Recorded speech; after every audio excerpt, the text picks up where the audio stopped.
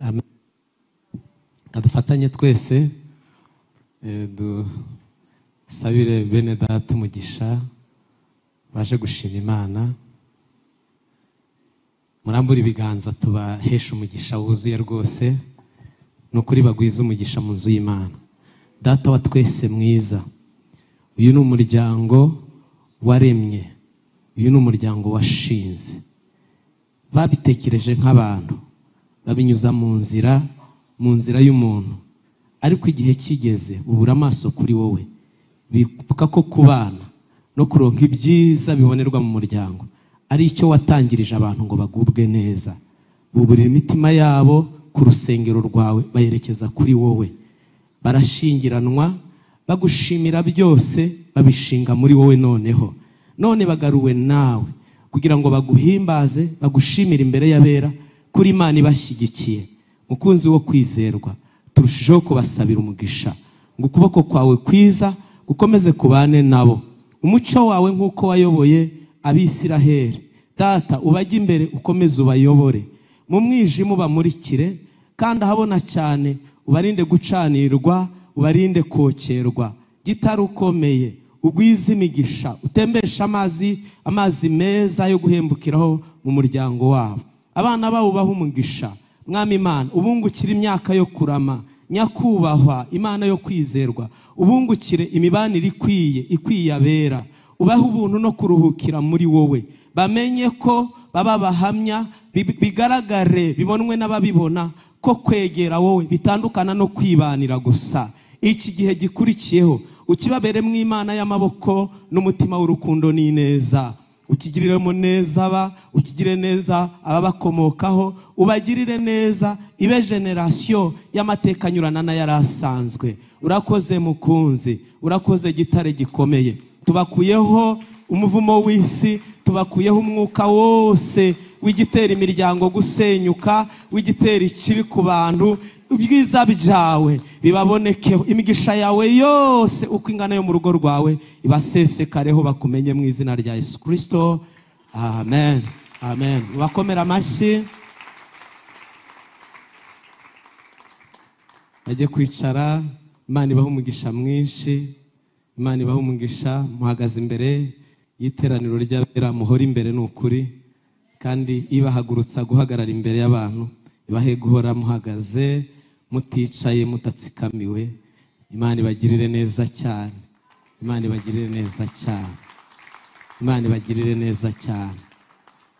Icyaduha n'abandi bose bibanira batyo n'ukuri, bakamenya umucyo wa Kristo, bakegera Imana. Imana ni umufasha w'ingo, ni umuterankunga ku bagabo no ku bagore, ni umuterankunga wo kurera abana. Imana ibagirire neza yayo. Amen. Shimiye Imana cyane.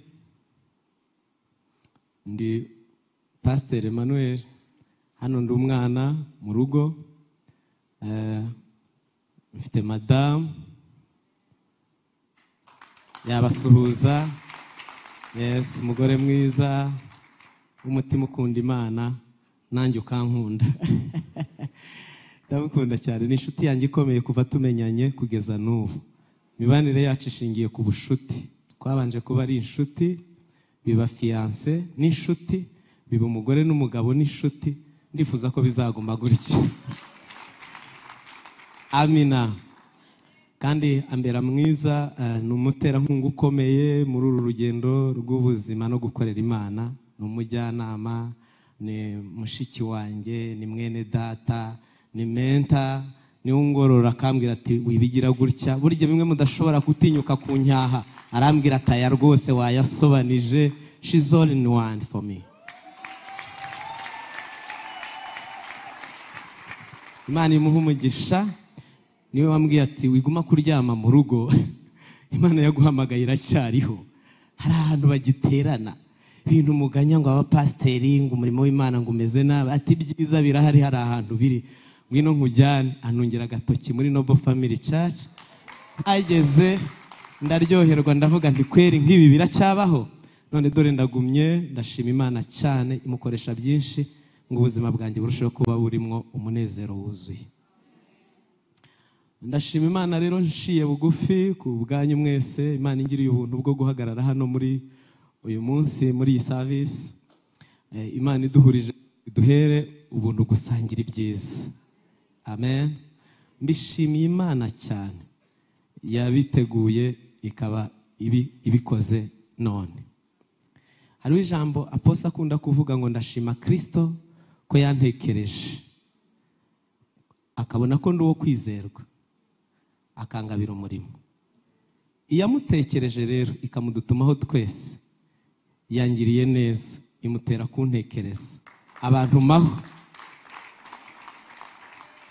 Arambwira ati muhungu wanjye muto genda unganirire n'abantu b'Imana. Ndahari ntazanye ibyanjye ubwanjye ariko ndahari kubw'umwuka w'Imana bakuriwe ngo dusangire bya bindi byose adusangiza. Amen.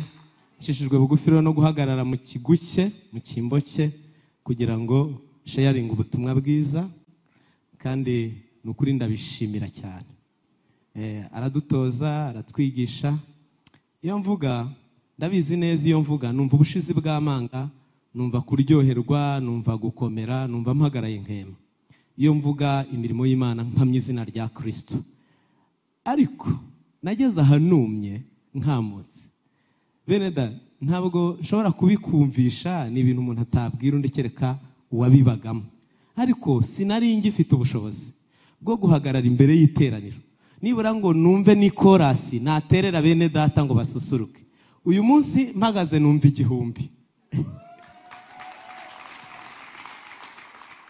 Nuko nari nshiye ahantu humagaye amazi ankamamo mba desidrate byo kumagara byo gupfa.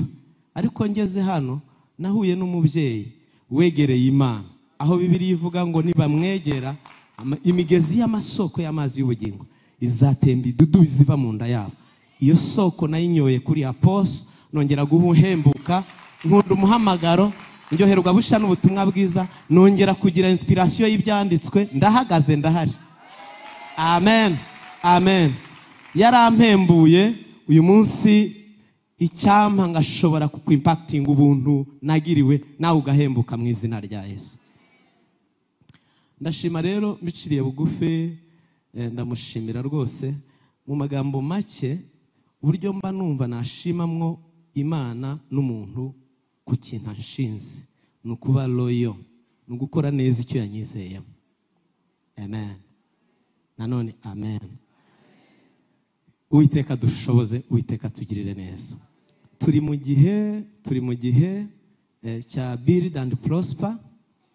Nubundi ni byo turi bube tuganiraho muri Ezira 6:14 nkuko amagambo y'Imana ari, kandi ikintu Imana yanshize ku mutima nsengera iteraniro. Hari akantu umwuka yanyongoreye ndi gusenga nsengera iyi gahunda, yambwiye ngo erega inyuguti n'interuro byo mu byanditswe sibyo bifitiye umumaro abantu banjye, ariko imbaraga ibinyuma y'inyuguti n'interuro zo mu byanditswe nizo ngirisha, niyo nkoreramo ngahembura abantu banjye. Haleluya. Byanteye umwete wo gusenga cyane ngo mbasengere iteraniro ritubere ryiza kandi uyu mwanya utubere umwanya w'umumaro.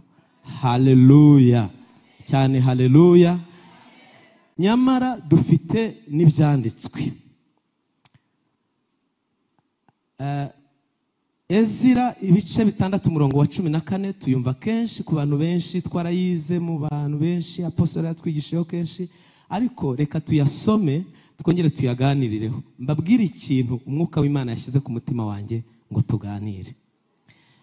Uyu murongo w'14 uravuga ngo nuko abakuru b'Abayuda barubaka babibashishwa no guhanura kwa Hagayi umuhanuzi Zekariya mwene Ido. Barayubaka iruzura nk'uko itegeko ry'Imana ya Isiraheli ryari riri, kandi no kubw'itegeko rya Kuro na Dariyo na Artazeruzi umwami w'Ubuperesi. Amen. Nanone amen. Aya niyo magambo. Hepfo ahangaha havuga ngo barayubaka iruzura, barayubaka babibashishwa no iyi Mana dukorera ni Imana y'umugambi. Ni Imana yabwiye Mose ngo ndi Arufa nkaba na Omega, nduwitangiriro ugeze imperuka. Ni Imana yicara, Yesaya yarabivuze ngo iyo irebeye mu ntangiriro ibireba ku mwisho. Haleluya. Iyo ituma umuhanuzi ngo aze atubwire ku nkuru yo kubaka, yari yarangije kugena ibintu byose. Iravuga ngo mutarabitekereza, mutarabikeka ko nzabikora, nagennye ko muzubaka, ariko nagennye ko muzanuzuza. Amen. Ni gake cyane, uretse wenda mu mikino y'amahirwe cyangwa ibintu byakoranywe amanyanga, ni gake cyane wajya mu mukino uzi ko uzanatsinda cyangwa uzizatsinda. Usibye ibyo bagerageza byo mu mikino y'amahirwe byo gutomboza, akavuga ngo hazatsindiye kandi zatsinda 2. Mubona ko nababigiramwe amahirwe ni bake rwose. Usibye muri Kristo honyine niho buri mushinga wose utangira iyo ari iwutangije, yawushiriyeho uburyo n'inzira n'igihe, kandi hariho n'icyemezo cya nyuma. Ivuga ngo ndabitangiye, bitashingiye ko bizagorana cyane, bidashingiye ko abantu bazabishyigikira, bidashingiye ku mvura cyangwa izuba, bidashingiye ku bushobozi buhari cyangwa budahari. Iki kizaba uko nagiteguye. Niko umushinga turimo rero umeze, ni umushinga w'Imana. Iyo utangiye, ni Pawulo wabivuze ngo yatangiye umurimo mwiza murimo, izawusohoza rwose kugeza ku munsi wa Kristo. Ubu turi mu bintu bishinzeho hagati kavuga ngo mutangire mu bikore kandi bizuzura. Haleluya. Ibivuga niyo kwizerwa. Mu gihe twari mu bihe bya Paul, twaje hano, icyo gihe nari mfite ibyo nkora, na madamu yari afite ibyo akora, ariko nta mafaranga twari dufite. Ariko tugize Imana yo kwizerwa, iduhaye ubuntu bwo guhagarara no kugira umugisha wo kwigishwa, tukumva ko kubaka, gukorera Imana ari ubuntu, atari akantu umuntu yakwirata, ahubwo ari amahirwe ugize umukoresha mukuru ukoresha abandi akubwiye ngo nawe ngwino nguha akazi. Turavuga tubu buntu tubutakaze, tubikora mu kwizera, duhiga amafaranga make, ntago najya muri figazi. Tuba tubwira wenda abo bireba nabo bitareba gutya rimwe na rimwe. Hanyuma ntabwo byari bifite inzira. Dutashye, ndumva mfite ubushizi bw'amanga bwo kubabwira iyo nzira uko byagenze. Mu kazi aho madamu akora, bazana igitekerezo batari ko aka departement twakoze ikibina juste cy'abantu bakeya gishobora kujya duhembwa ku kwezi tugaha umuntu umwe. Bigena ari umubare w'abantu batoye n'umubare w'amafaranga, bibyara neza amafaranga twari twahize hano Build and Prosper. Bandika udupapuro baratombora, atombora nimero ya mbere ihura neza n'ukwezi kwa 5 gushira.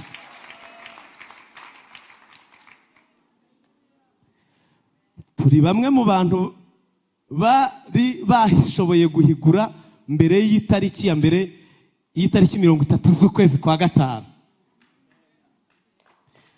Tubonye iby'Imana ikoze, turongera turagaruka turavuga ati oya, burya kumbi ibivuga ngo ni mu bitangire mu ndore, ibizi naho bizaca ikarema inzira zitari zihari.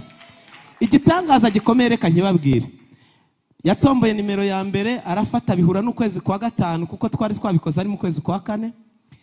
Umubare w'abantu batomboye ushize bisubiramo, baravuga atari kurabizi ikibina tukivuyemo, buri wese akivamo, habura n'umwe kirasenyuka. Ni ikibina cyari kiziye gusa gusohoza Build and Prosper, kuko umushinga turimo ni umushinga Imana ivuga. Haleluya. Ni umushinga Imana ivuga ngo ni mu bitangire, ariko yarashizeho n'ikintu destination. Amakuru ahari mu bigaragara byose atari ko nzabisohoza. Ibyo ntangira sinzabikora igice, ibyo nta handi biba, ni mu murimo w'Imana gusa. Haleluya. Ikintu ibi byo reka mbireke. Amavuta abantu muzi kimuri kiryoha kuze. Burya kiryoha kuze. Ariko nduhagaza mpamya ko ground breaking ishoboka nta nzira yari ihari.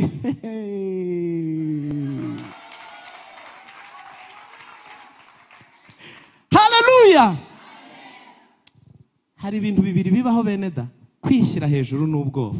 Ni intwaro mbi muzirwanye mu gukorera Imana, dukorera Imana. Ubwoba no kwishyira hejuru mu bitsindisha umutima wibuka Imana. Ni ikintu umwuka w'Imana yampaye ngo tuganire muri ibi bihe bya Build and Prosper. Ni umutima wibuka Imana. Haleluya. Umutima wibuka Imana. Umugaragu w'Imana Dawidi, igihe yari amaze kuba umwami, igihe yari umwami,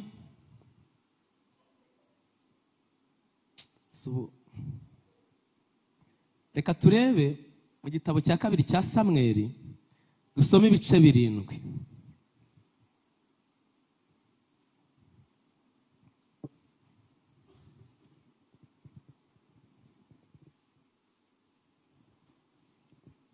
Samweli igitabo cya 2 dusome ibice 7 n'umurongo waho wa 2.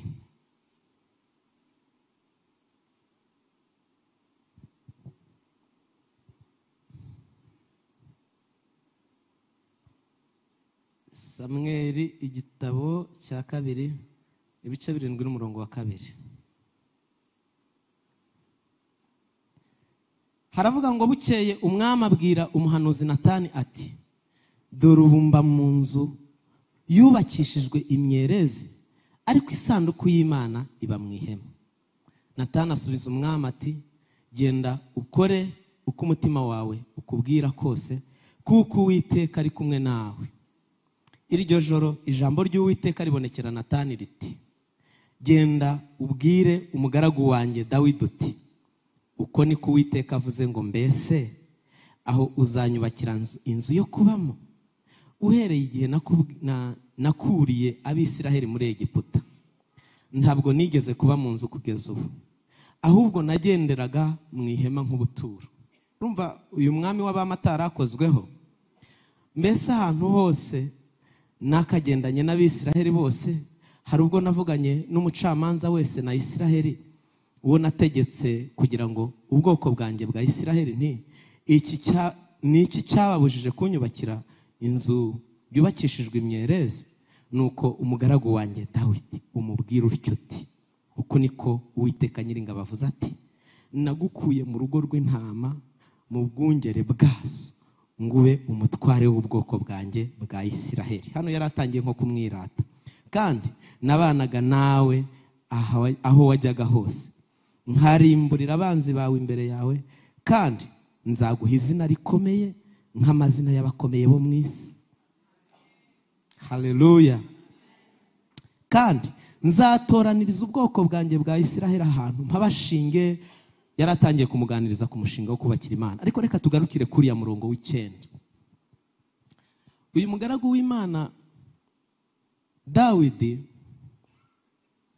hariho ahantu yavuze mu ngoma za 2,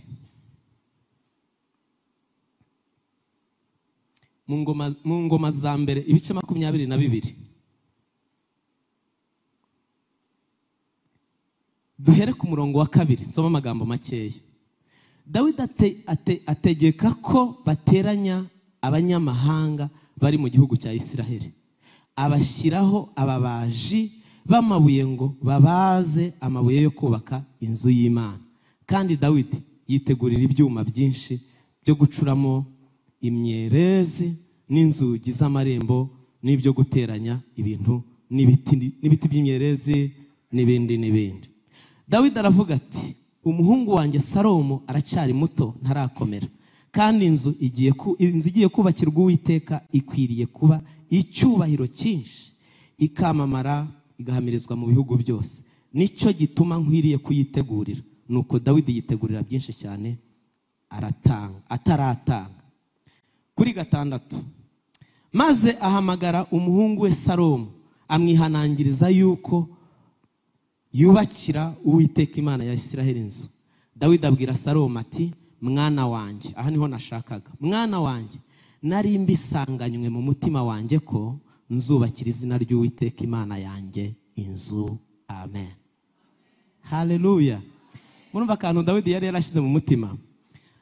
Igihe aho twasomye hariya muri Samuel, Bibiliya iravuga ngo Imana ibwira Natani imubonekeye mu ijoro, imuganiriza kuri Samuel, iramubwira ngo namukuye mu rugo mu rwuri aho baragira intama, ndamuzana nkura Sawuli imbere ye mu bwami.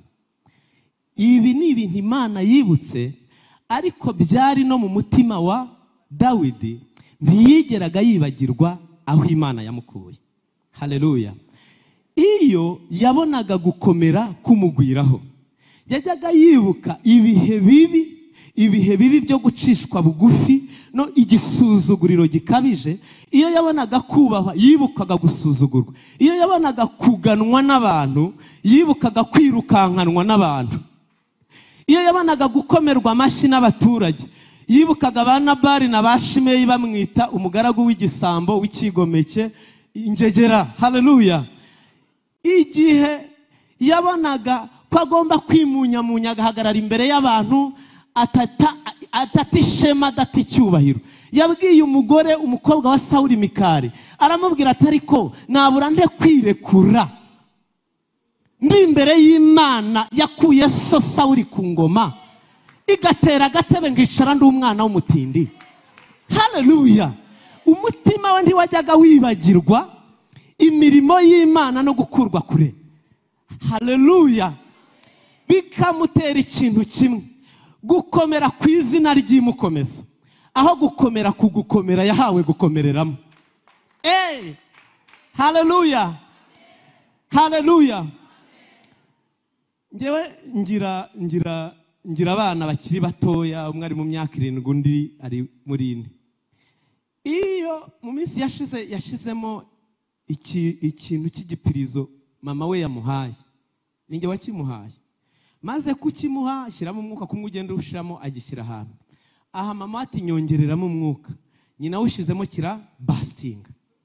Intambara yabaye muri iryo joro, atunyangirije igipirizo. Ariko nyina aramuhenda ati nzagura ikindi, ati reka, kandi hari mu gicuku nko mu masaha 4, ati tugende ujye kukigura, ati reka buke basi tujye kukigura. Baraserera, intambara irarota. Ariko nugukomera ku gipirizo aho gukomera ku mutima, ku maboko yamuhaye igipirizo.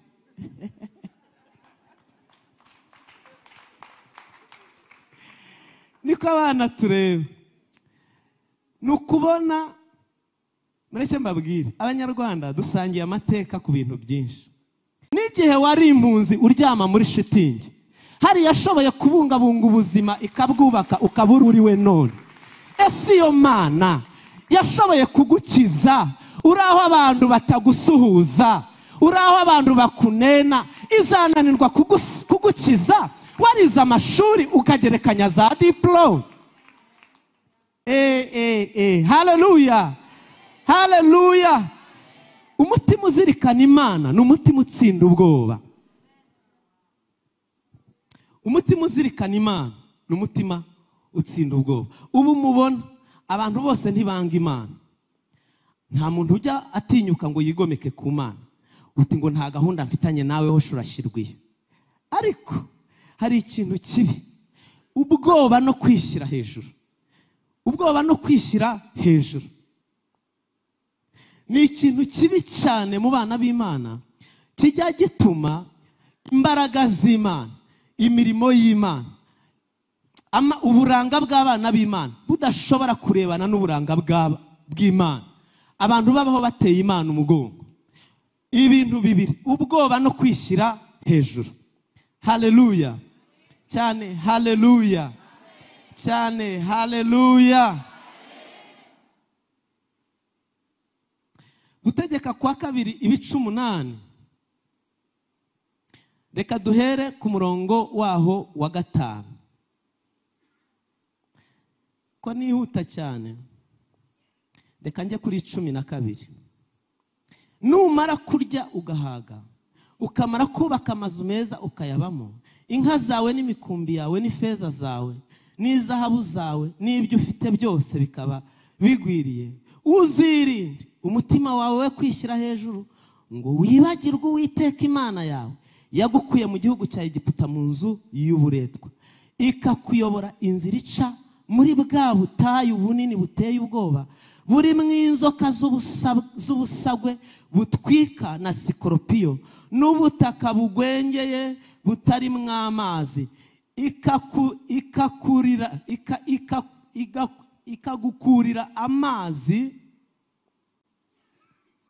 ikagukurira amazi mu gitare kirushaho gukomera, ikakugaburira manu mu butayu iyo basekuruza banyu batigeze kumenya, kugira ngo igucishe bugufi, ikugerageze, ibone uko izakugirira neza ku iherezo ryawe. Uzirinde we kwibagirwa uti imbaraga zanjye n'amaboko yanjye nibyo byampesheje ubu butunzi, ahubwo uzibuke Uwiteka Imana yawe, kuko ari iguha imbaraga zikuronkesha ubutunzi, kugira ngo ikomeze isezerano yasezeranishije indahiro na basekuruza banyu, nk'uko irikomeza muri iki gihe. Amen. Navuze utuntu tubiri. Akambere n'ubwoba bujya butera abantu b'Imana kunanirwa gukora imirimo y'Imana. Aka kabiri ni ukwishyira hejuru. Ubu bwoba ni igihe ibintu ubitinya. Igihe Mikali yabwiraga umugaragu w'Imana Dawidi ngo reka gukomeza kubyina imbyino z'abatindi imbere y'abantu, kwari ugutinya kw'icyubahiro cy'ubwami kinyeganyega.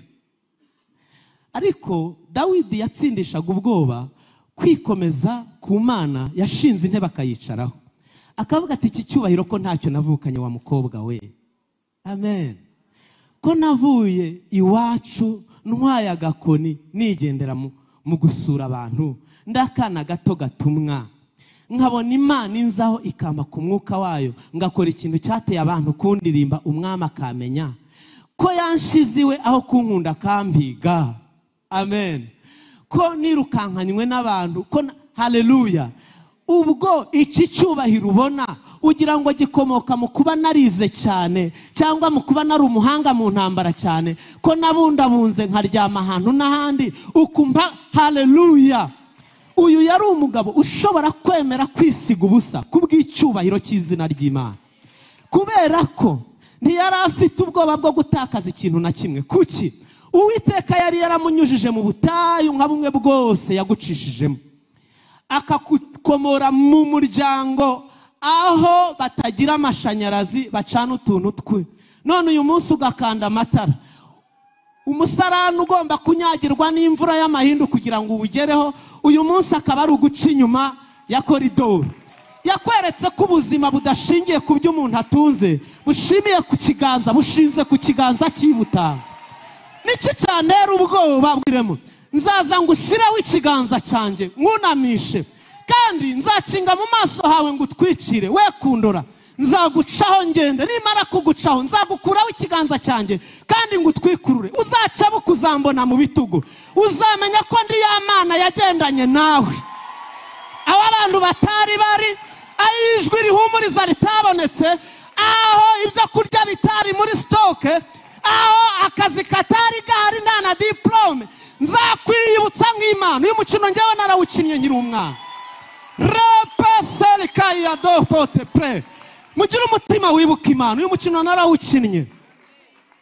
Umwana yahagarara gashya, umuntu akamuturuka inyuma akamupfuka mu maso. Ikigo cyose cy'ishuri turi muri recreation saa 4, niba ari saa 4 n'igice, ukajya gushyira umutima ku kigo cyose ukavuga ngo nyuma y'ikigo cyose ntabwo ari ko abantu bose bo mw'iki kigo bashobora gutinyuka kunyisanzuraho bingana gutya, ukavangura mu maklase yose ab'inshuti abo mu makaritsiye ugasigarana akagurupe nk'abantu senkani muri 700 ba mw'icyo kigo. Muri senkani ukavuga utariko inshuti zabugufi zishobora gutinyuka kumfata zitya, nsigaranye n'esheshatu, harimo uwo twigana twicarana niwe nanjye nabikoze n'ibindi kugeza igihe ibitekerezo byirundarunda bigasigara ku muntu umwe wasiga andi mazina akayadomina. Nuko ukavuga uti ndabizi neza niba utari kanaka ni kanaka, habagamo kumukorakora imyambaro ugakorakora mu mutwe, niba uheruka yogoshe nk'ubunge wambaye costume wari wambonye ukavuga ngo Emmanuel ni umwe mu bantu babikora, reka numva uko yambaye byaba bitandukanye nuko papa Mutabazi yaje yambaye, kugeza igihe ukuri ukavuga ngo uyu muntu byashoboraga kugera naho uvuga uti ku myambaro sindi kumwumva, ku mubiri niba umutwe ugira ishundi inyuma sindyumva, reka ntuze numva impumuro y'amavuta yisiga wenda ndamenya ko ari we. Aha ni Imana yakoreye umugaragu w'Imana Mose, yaramubwiye ngo mvangura mu ruvange rw'ibintu byose byagucanganyikishije, sabugufu utekereze neza uranyibuka. Ndi Imana ikugeraho ukonje ugasusuruka, ndi Imana izi ufite ubwoba, ndi Imana yatambukanye nawe ku nyanja itukura, ndanzira n'abenjeniyeri batindi ibiraro kandi turaca, ndi Imana yashoboye kumena igitare mu butayu mukarya za penofo, ndi Imana ngo ayigenzuye aho yamufatiye hariya ngo yumva Imana aravuga ngo ndakumvisha.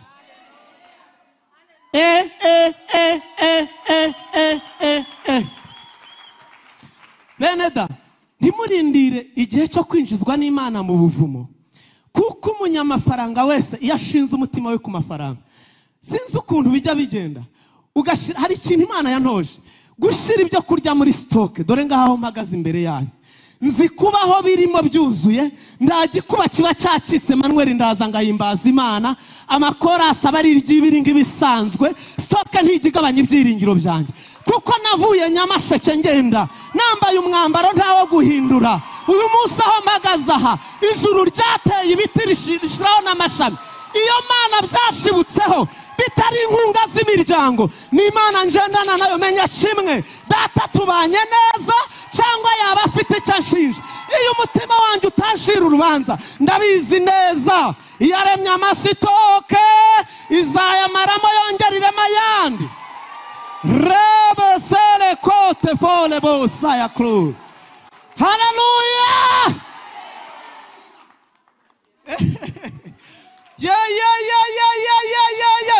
Mugira umutima wumvira Imana, wibuka Imana, ugendagenda mu misozi usimbuka ahantu nta byiringiro byo kubaho, wibuka iyagukijije ikakugira uhagaze uri we none, ubu sibwo uzata agaciro.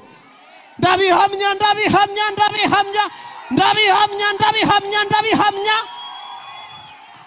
Hallelujah. Mureke ubwoba. Icya kabiri, abantu bareka kwishyira hejuru. Ntacyo wazanye mu buzima, ntacyo wazanye, ntacyo wari ufite, ntacyo ari gihari. Erega jewe sinabaye hano cyane, nahageze mu 2001 narahabonye ntako byari biri. Iyakurengeye ugituye mu ivumbi ntizabura kukurengera ubu ngubu aho leta y'ubumwe kuzaniye amajyambere. Haguruka dukorera Imana, ibyo bintu bishyire hasi. Yaguhaye kwiga ibishinga n'ibigo bitera inkunga, ntizabura kukurengera ubu ngubu ufite umushahara. Oya, fata ideni twubakira Imana. Yaguhaye iyo credibility, niyo yagutunze, nawe wakugirira icyizere ngo akugurize na 5.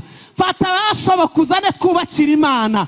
Bana ko kantu ko kwishyira hejuru, zijambo Imana yavuze hariya mwivugurura amategeko, yaravuze ngo nimumara kurya mugahaga ndabihanangirije mwabantu mwe mumaze korora inka. Apana ibintu byo kuzaza mubwe gurumva twashyizemo imbaraga turarwana turakora cyane, ntabwo urusha gukora abakuyoboye mu bikorwa bakennye.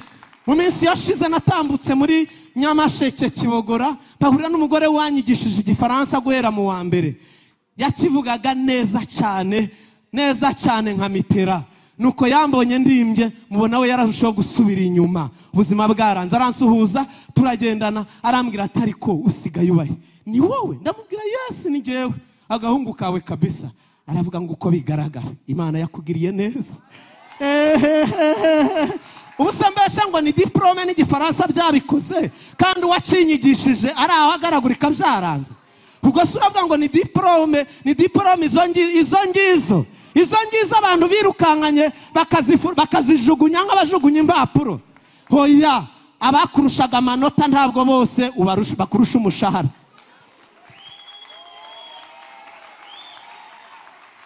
Ni ikintu Imana. Nkunda umugabo witwa Morodekayi, yatumye Akata aramubwira ngo mbwirira Esiteri ku bwa nyuma y'amagambo, umubwire ngo ugabanye ibintu byo kwitera hejuru, ngo wicare ngo ufite abarinzi 8, ngo urugo rw'ibwami rurindwa na bose, ngo ntacyo uzaba mu Bayuda bose, ngo kuko uraho amakuba atagera, ngo ujyaho wigaramire, ngo Bayuda bapfe ariko ngewe nta kundi. Vuga ati icyo nzi cyo nibidaca kuri we bizaca ku wundi, nta kintu kizatuma umuyuda adatabara. Yabivuze niyo kwizerwa. Aravuga ngo ariko ibintu byo kwivuna umwanzi kuri Morodekayi yabihanuye nta gacu karaba. Aravuga ngo njewe hari ikintu kimwe, umuyuda azatabarwa kandi guhera kuri wowe nabo mu nzu ya so bose, wowe wicaye ibwami, ninjye wasunitse agapisi ugera nshigikiwe n'Imana. Nzasaba Imana yanshigikiye ngo ugereyo iguhanureyo. Aramubwira ngo wowe nabo mu nzu ya so nzazana inkoni ubwanjye ninjye uzabigirira nabi, nzabereka ishano muzabagirira nabi. Aravuga ngo ubwo ahari ntabwo Imana yaba yarakwicaje mu iyo ntebe kugira ngo mu gihe gisa ngiki uhaguruka ugira umumaro, mugire umutima wibuka Imana. Imana ikura umuntu mu buhunzi. Niyo Mose yibutse ahagaze, aravuga ngo icyo kora Mana, ndetse kureba izuba n'igicu n'inkingi n'imiryango n'abana n'abuzukuru, ndakwibutse kweri. Ubu ntabwo uri ya yindi yaciyemo inyanja kabiri, ubu ntabwo uri ya yindi yamanuye amazi mu gitare, ubu nturi ya yindi yahaye abantu inyama benda kuntera amabuye, ubu ntabwo azaya pofotefer.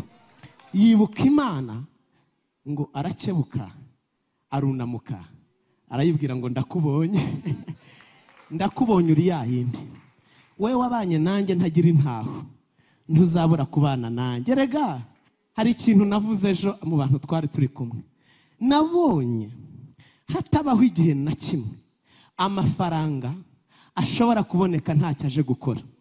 Ubundi ku bantu bamenyereye gutunga amafaranga nyagiraho teori nyinshi.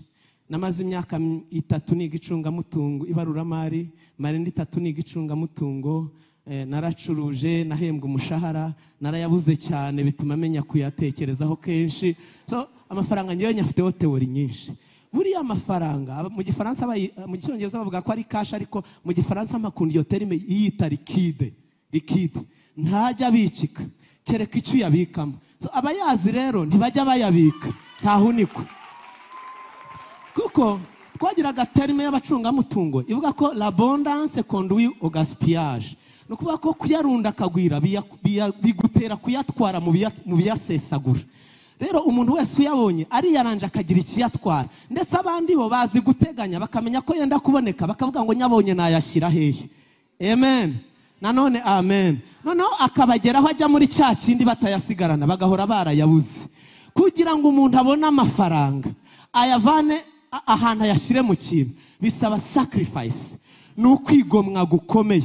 Ni nka kwa kundi umugaragu w'Imana Isaka yateruye na Abrahamu yateruye Isaka akamutwara, nta kindi kimusimbura, akavuga ati nta kundi, ubwo gutambira Imana birasimbura kwitwa umubyeyi, nta kundi.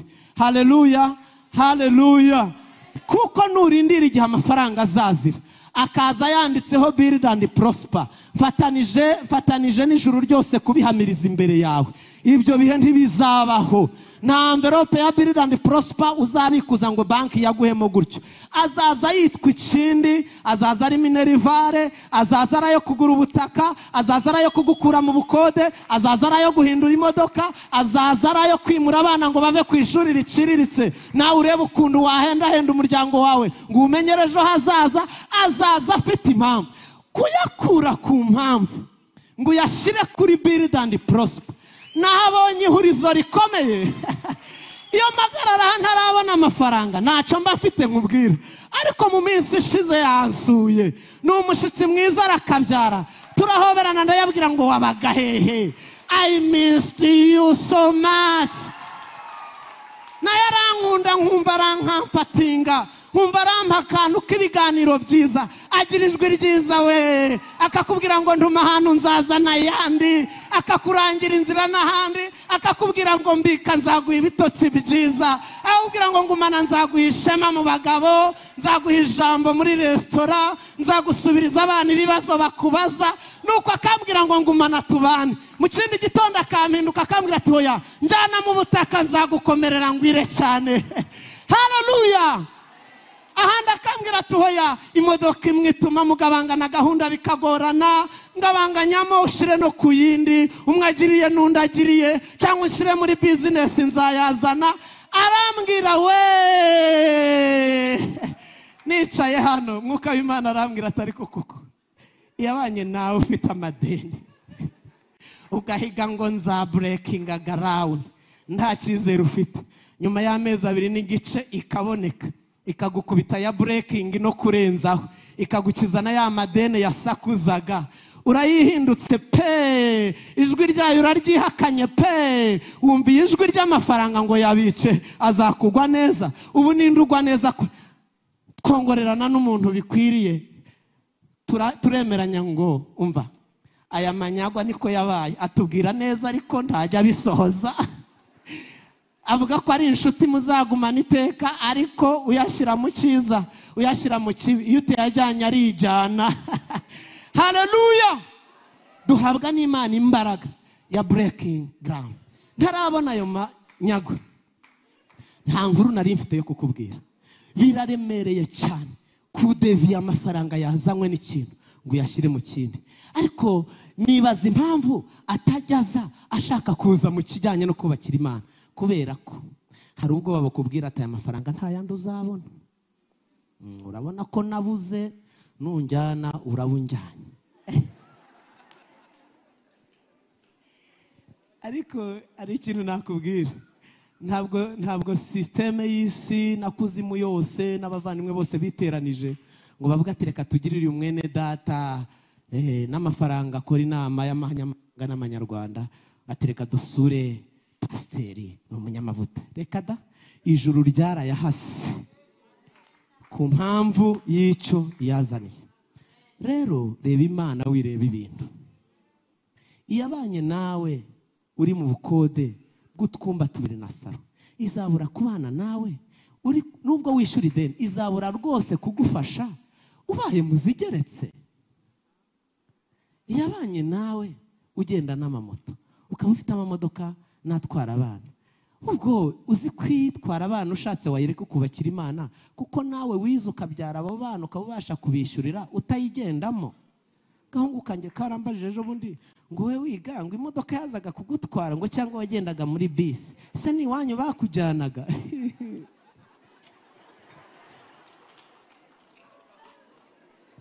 Indi byose sibyo.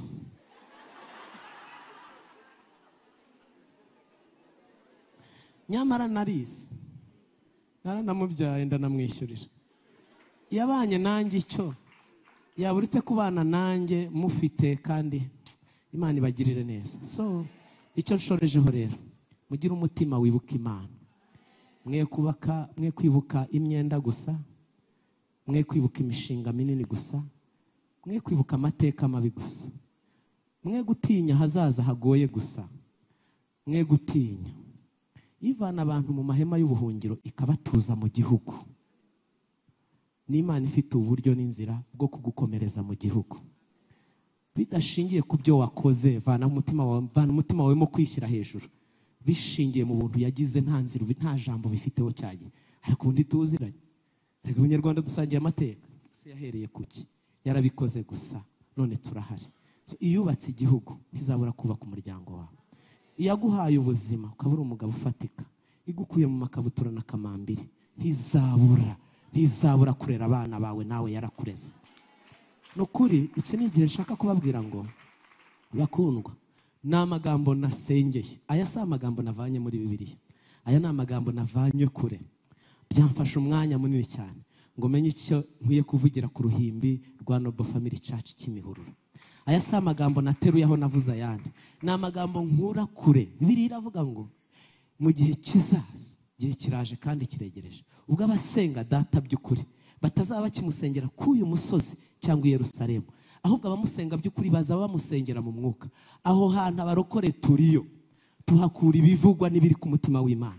Ibi cyabihakana ni Satani kuko ari umubeshyi, ariko ijuru rirahamiriza hano ko ibi mvuga mbihawe n'umwami kubikubwira. Vana umutima wawe mw'ubwoba, ukuremo kwishyira hejuru, gira umutima wibuka Imana naho Imana yagukuye, uhaguruke wubake inzu y'Imana. Imana ibahe umugisha, Imana ibagirire neza. Ndasaba iteraniro mwese muhaguruke, dusaba Imana itinyura abanobo, dusaba Imana itinyura abawomen mu Rwanda no ku isi hose. Iri jambo riravuga twasomye ryo muri Hagayi ko izahagurutsa abatware bakabaha uburenganzira bakabemerera. Iyo ngiye irema ibibina bitari bihari, igikorwa cyashira bigacika, ni Imana izafukura iriba, ni Imana izafukura iriba. Ndashaka guhamiriza abantu hano babona ibintu bitari kugenda neza, ntibizasoza bitagenda neza. Ubwo n'ubutayi Imana iri kugucishamo musome cyanditswe kugira ngo numara kubibona umutima wawe we kwishyira hejuru. Ariko Bibiliya iravuga ngo kugeza ku mwishu uzaba wabonye Imana. Ntabwo uzava mu mujyi ngo uhunge, ntabwo uzaseba warakoreye Imana, ariko umuntu aberaho icyo yakoze cyangwa aho icyo azakora. Haleluya. Niba bakoresha abandi bose babaha akazi mukishima, uyu munsi ijuru riduhaye akazi ngo kandi ibikoresho tubyizanire. Haleluya. Nkuko dukorera igihugu tukaza mu muganda tuzanya amasuka n'ibitiyo, uyu munsi turi mu muganda wo kubakira Imana hera kandi ibikoresho twabyizaniye. Uko Imana, uko umukoresha azirikana bari abakozi, niko Imana izazirikana abakozi kandi izabahemba. Imana ibaha umugisha mwinshi. Ndasaba Imana ngo iduhe umutima wibuka Imana, nawe uyisabe usabire na bene wanyu bose. Turagushimiye Mwami, turagushimiye Kristo. Uduhe umutima ukwibuka, udukuremwo ubwoba, ukuremwo imitima yacu akantu ko kwirara tukibesha. Ntacyo twakoze ngo bigende neza, wakoze byose none birahari. Ubwoba nibushire, imbaraga zawe ziburwanye, umwuka wawe ubutsinde. Mukunzi wo kwizigirwa, uduhe umutima wo kukwibuka. Twibuka iminsi mibi nuko wayicyashye, twibuka amajoro nuko wayakesheje, twibuka amarira nuko watanze ibihe byiza, nuko ibihe bitabura kunyurana. Imana y'amahoro, Imana yo kwizerwa, ugira neza. Urakoze mukunzi, urakoze Mana y'imbabazi, ni mu izina rya Yesu Kristo. Amen.